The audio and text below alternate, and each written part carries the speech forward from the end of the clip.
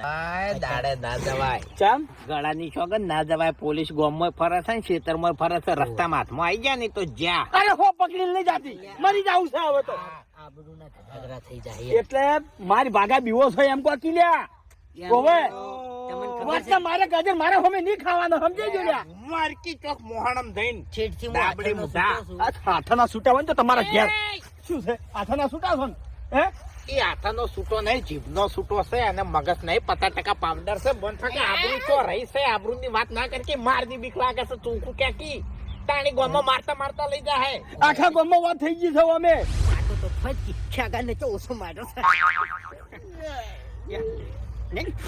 ફૂમ તો યા હવે મહેરબાની કરીને બંધ થઈ જાવ કે લ્યા કેમ તમે લોહી પી હાડ્યા છો ખેગાર ને માર્યો ને એની વાતો નહીં થતી લ્યા આપણે ત્રણ ભાઈઓ પોલીસ ની બીક થી બહાર ફરતા હેડે ને એની વાતો થાય છે શું છે એટલે વસ્તી તો શોખ વાતો કરતી. વસ્તીના મોઢે ગયણા ના બંધ હોય. અમે બોલે નો અમે બોલે.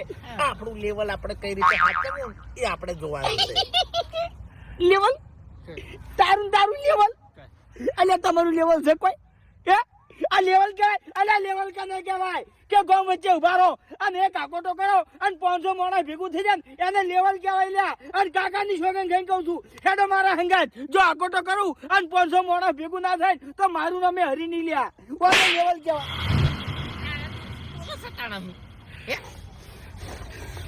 કુદી રાખો બંધ એકદમ બંધ.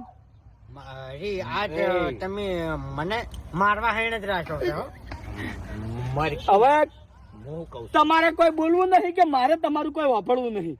ફટાફટ હેડો મારા હંગાત આજ ના સમાધાન કરવાનું છે. હરીભાઈ શું પોલીસ ફરે છે લે મહિના છે ગળાની ચોગન. અરે હો પકડી લઈ જાતી હવે તો સજા ભોગવી જ લેવી છે લ્યા.